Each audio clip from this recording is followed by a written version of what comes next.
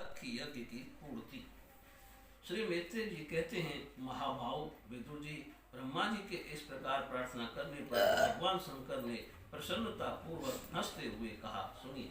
श्री महादेव जी ने कहा, प्रजापति, भगवान की माया से मोहित हुए दक्ष जैसे ना समझो के अपराध की ना तो मैं चर्चा करता हूँ और ना याद ही।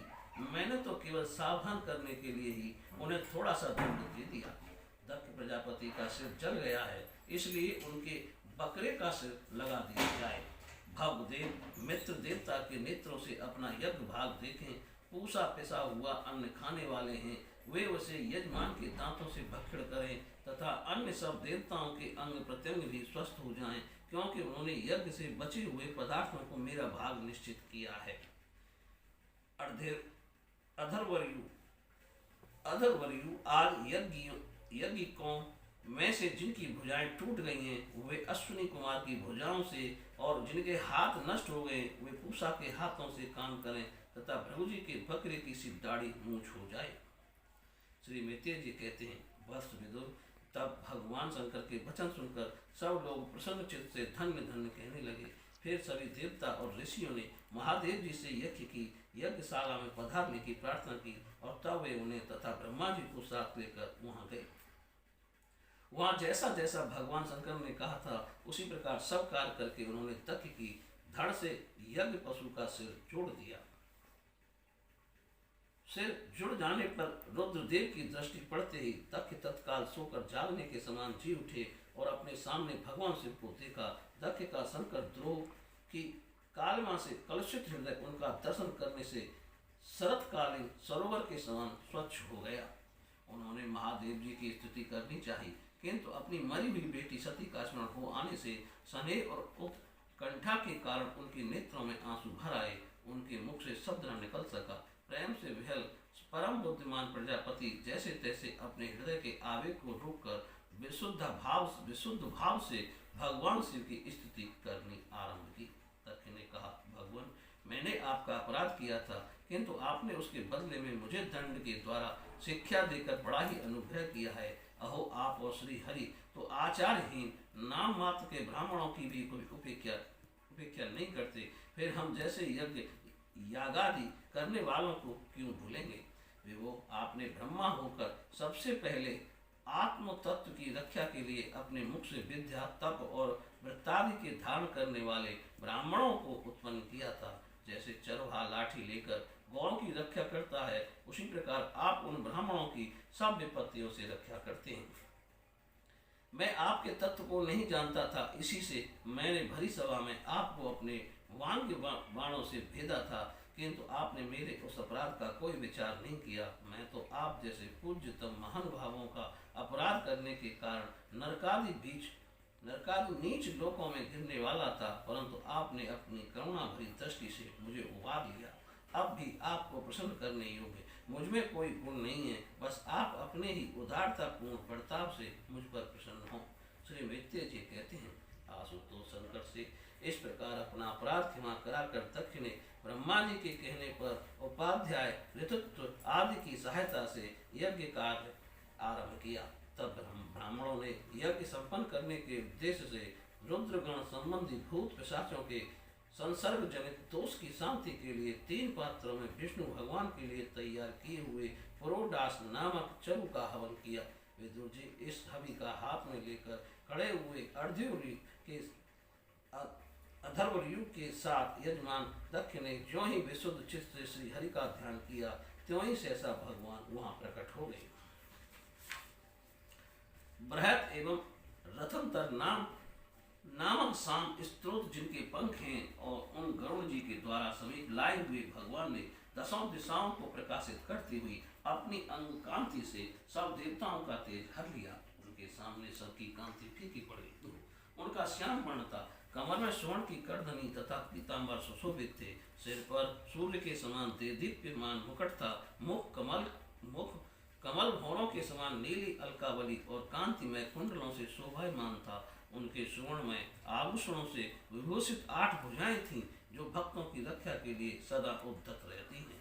8 भुजाओं में शंख, पद्म, चक्र, बाण, धनुष, गदा, खड्ग और ढाल लिए हुए थे तथा इन सब आयुधों के कारण वे फूले हुए कनेर के वृक्ष के समान जान पड़ते थे। प्रभु के हृदय में श्री वत्स का चिन्ह था और सुंदर बनमाला सुशोभित थी। वे अपने उदार हास और लीलामय कटाक्ष से सारे संसार को आनंद मग्न कर रहे थे। पार्षद गण दोनों ओर राजहंस के समान सफेद पंखे और चमर डुला रहे थे। भगवान के मस्तक पर चंद्रमा के समान शुभ्र छत्र शोभा दे रहा था। भगवान पधारे हैं। यह देखकर इंद्र, ब्रह्मा और महादेव जी और देवेश्वरों सहित समस्त देवता, गंधर्व और ऋषि आदि ने सहसा खड़े होकर उन्हें प्रणाम किया।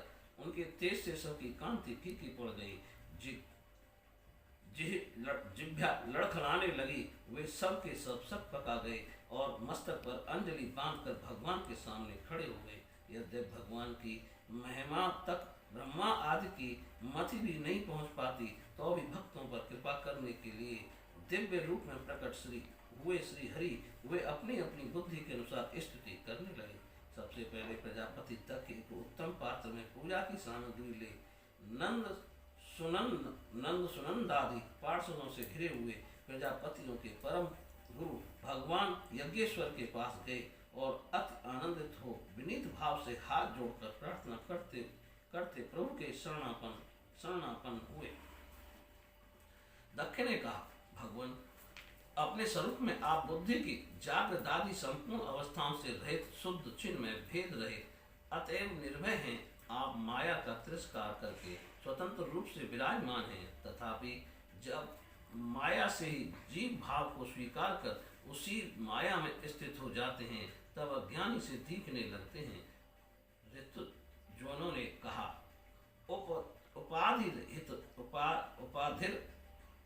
रहित प्रभु भगवान रुद्र के प्रधान अनुचर नंदीश्वर के शाप के कारण हमारी बुद्धि केवल कर्म कांड में ही फंसी हुई है। अतएव हम आपके तत्व को नहीं जानते, जिसके लिए इस कर्म का यही देवता है। ऐसी व्यवस्था की गई है। उस धर्म प्रवृत्ति के प्रयोजक वेद त्रय से प्रतिपादित यज्ञ को ही हम आपका स्वरूप समझते हैं। सदस्यों ने कहा, जीवों को आश्रय देने वाले प्रभु, जो अनेक प्रकार के कलेशों के कारण अत्यंत दुर्गम है, जिसमें काल रूप भयंकर सर्प ताक में बैठा हुआ है, द्वंद्व रूप अनेकों गड़े हैं, दुर्जन रूप जंगली जीवों का भय है तथा शोक रूप दावानल धधक रहा है। ऐसे विश्राम स्थल से रहित संसार मार्ग में जो अज्ञानी जीव कामनाओं सहित पीड़ित होकर विषय रूप मृग तृष्णा जल के लिए ही गेह का भारी बोझा सिर पर लिए जा रहे हैं, वे भला आपके चरण कमलों की शरण में कब आने लगे।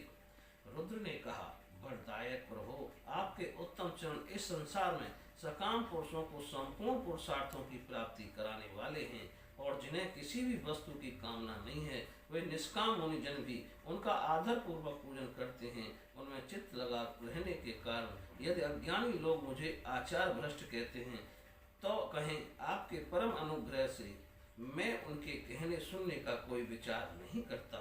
प्रभु जी ने कहा, आपकी गहन माया से आत्मज्ञान लुप्त हो जाने के कारण जो अज्ञान निद्रा में सोए हुए हैं, वे ब्रह्मादि देहधारी आत्मज्ञान में उपयोगी आपके तत्व को अभी तक नहीं जान सके। ऐसे होने पर भी आप अपने शरणागत भक्तों के आत्मा और सुहृदय हैं, अतः आप मुझ पर प्रसन्न होइए। ब्रह्मा जी ने कहा, प्रभु पृथक पृथक पदार्थों को जाने वाली इंद्रियों के द्वारा पुरुष जो कुछ देखता है, वह आपका स्वरूप नहीं है, क्योंकि आप ज्ञान शब्दादि विषय और श्रुतादि इंद्रियों के अधिष्ठान हैं, वे सब आप में अध्यस्त हैं। अतएव आप इस माया में प्रपंच से सर्वथा अलग हैं। इंद्र ने कहा, अच्युत, आपका यह जगत को प्रकाशित करने वाला रूप देवद्रोहियों का संहार करने वाली 8 भुजाओं से सुशोभित हैं, जिनमें आप सदा ही नाना प्रकार के आयुध धारण किए रहते हैं। यह रूप हमारे मन और नेत्रों को परम आनंद देने वाला है। याज्ञिकों की पत्नियों ने कहा, भगवान, ब्रह्मा जी ने आपके पूजन के लिए ही इस यज्ञ की रचना की थी, परंतु दक्ष पर कुपित होने के कारण इसे भगवान पशुपति ने अब नष्ट कर दिया है। यज्ञ मूर्ति शमशान भूमि के समान उत्सवहीन हुए हमारे उस यज्ञ को आप नील कमल की सी कांति वाले अपने नेत्रों से निहार कर पवित्र कीजिए। ऋषियों ने कहा, भगवान, आपकी लीला बड़ी ही अनोखी है, क्योंकि आप कर्म करते हुए भी उनमें निर्लिप्त रहते हैं। दूसरे लोग वैभव की भूख से जिन लक्ष्मी जी की उपासना करते हैं वे स्वयं आपकी सेवा में लगी रहती हैं, तो भी आप उनका मान नहीं करते, उनसे निष्प्रय रहते हैं। सिद्धों ने कहा, प्रभु ये हमारा मन रूप हाथी नाना प्रकार के कलेश रूप दावानल से दग्ध एवं अत्यंत तृषित होकर आपकी कथा रूप विशुद्ध अमृतमय सरिता में घुसकर गोता लगाए बैठा है। वहाँ ब्रह्मानंद में लीन सा हो जाने के कारण उसे ना तो संसार रूप दावानल का ही स्मरण है और ना ही वह उस नदी से बाहर ही निकलता है।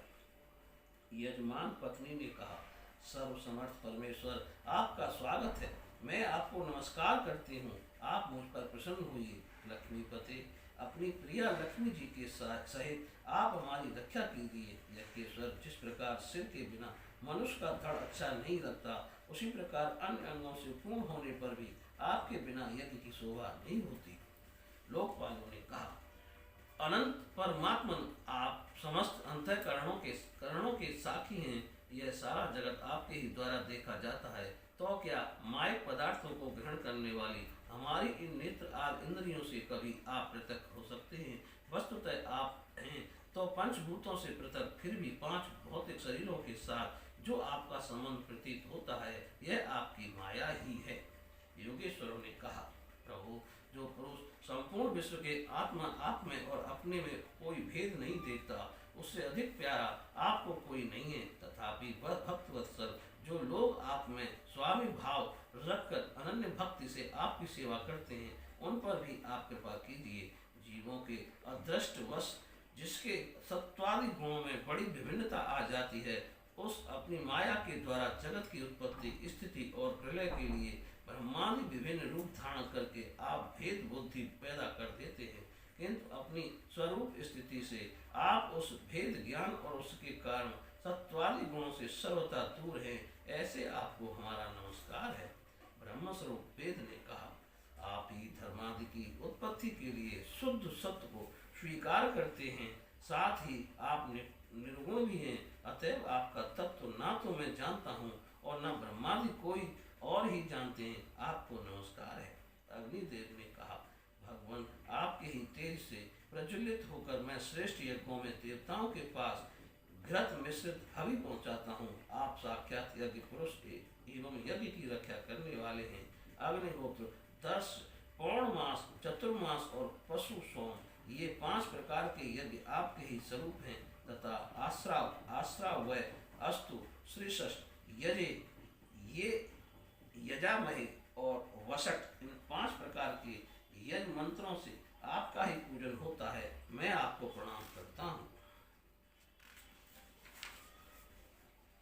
देवताओं ने कहा, देव, आप आज पुरुष हैं। पूर्व कल्प का अंत होने पर अपने कार्य रूप इस प्रपंच को उदर में लीन कर अपने ही प्रलयकालीन जल के भीतर शेष नाग की उत्तम सैया पर शयन किया था। आपके आध्यात्मिक स्वरूप का जनलोक आदिवासी सिद्ध गण भी अपने हृदय में चिंतन करते हैं। और वही आप आज हमारे नेत्रों के विषय होकर अपने भक्तों की रक्षा कर रहे हैं। आपके खेल की सामग्री है हे नाथ, ऐसे आपको हम सर्वदा प्रणाम करते हैं।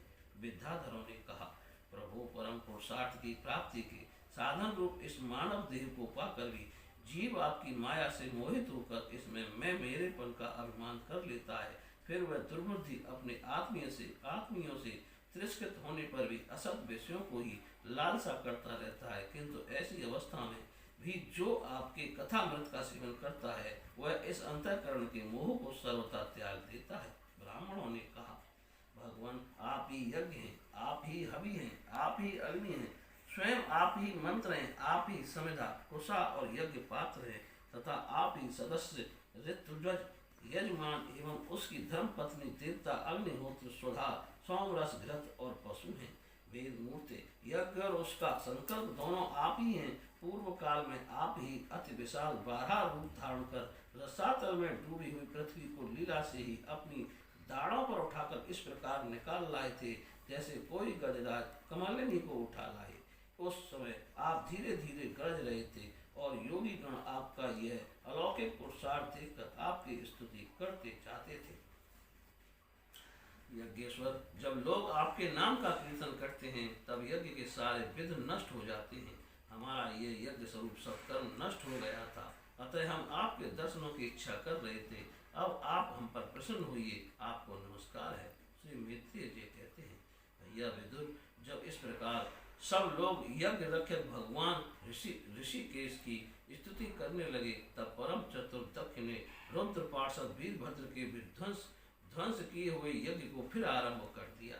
सर्वांतर्यामी श्री हरि यूं तो सभी के भागों के भोक्ता हैं, तथापि तत्पाल पुरोडास रूप अपने भाग से और भी प्रसन्न होकर उन्होंने दक्ष को संबोधन करके कहा। श्री भगवान ने कहा, जगत का परम कल्याण मैं ही ब्रह्मा और महादेव हूँ। मैं सबका आत्मा, ईश्वर और साक्षी हूँ तथा स्वयं प्रकाश और उपाधि शून्य हूँ। विप्रवर, अपनी त्रिगुणात्मिकता माया को स्वीकार करके मैं ही जगत की रचना, पालन और संहार करता हूँ, और मैंने ही उन कर्मों के अनुरूप ब्रह्मा, विष्णु और शंकर ये नाम धारण किए हैं। ऐसा जो भेद रहित विशुद्ध पर ब्रह्म स्वरूप में मैं हूँ, उसी में अज्ञानी पुरुष ब्रह्मा, रुद्र तथा अन्य समस्त जीवों को विभिन्न रूप से देखता है। जिस प्रकार मनुष्य अपने सिर, हाथ आदि अंगों में ये मुझसे भिन्न है ऐसी बुद्धि कभी नहीं करता, उसी प्रकार मेरा भक्त प्राणी मात्र को मुझ में भिन्न नहीं देखता। ब्रह्मन, हम ब्रह्मा, विष्णु और महेश्वर तीनों एक स्वरूप एक ही हैं और हम ही संपूर्ण जीव रूप हैं। अतः जो हम में कुछ भी भेद नहीं देखता वही शांति प्राप्त करता है। श्री मैत्रेय जी कहते हैं, भगवान के इस प्रकार आज्ञा देने पर प्रजापतियों के नायक दक्ष ने उनका त्रिकपाल यज्ञ के द्वारा पूजन करके फिर अंगभूत और प्रधान दोनों प्रकार के यज्ञों से अन्य सब देवताओं का अर्चन किया। फिर एकाग्रचित हो भगवान शंकर का यज्ञ शेष रूप उनके भाग से यजन किया तथा समाप्ति में किए जाने वाले उदवसान नामक कर्म से अन्य सोमपाई एवं दूसरे देवताओं का यजन कर यज्ञ का उपसंहार किया और अंत में ऋतुजों के सहित अवभ्रत स्नान किया। फिर जिन्हें अपने पुरुषार्थ से ही सब प्रकार की सिद्धियां प्राप्त थी, उन दक्ष प्रजापति को तुम्हारी सदा धर्म में बुद्धि रहे ऐसा आशीर्वाद देकर सब देवता स्वर्ग लोक को चले गए। विदुर जी, सुना है कि दक्ष सुता सती ने इस प्रकार अपना पूर्व शरीर त्याग कर फिर हिमालय की पत्नी मैना के गर्भ से जन्म लिया था। जिस प्रकार प्रलय काल में लीन हुई शक्ति सृष्टि के आरंभ में फिर ईश्वर का ही आश्रय लेती है, उसी प्रकार अनन्य परायणा श्री अंबिका जी ने उस जन्म में भी अपने एकमात्र आश्रय और प्रीतम भगवान शंकर का ही वर्ण किया। विदुर जी, दक्ष यज्ञ का विध्वंस करने वाले भगवान शिव का चरित्र मैंने बृहस्पति जी के शिष्य परम भागवत उद्धव जी के मुख से सुना था। कुरुनंदन, श्री महादेव जी का यह पावन चरित्र यश और आयु को बढ़ाने वाला तथा पाप पुण्यों को नष्ट करने वाला है। जो पुरुष भक्ति भाव से इसका नित्य प्रति श्रवण और कीर्तन करता है वह अपनी पाप राशि का नाश कर देता है। बोलिए श्री कृष्ण भगवान की जय।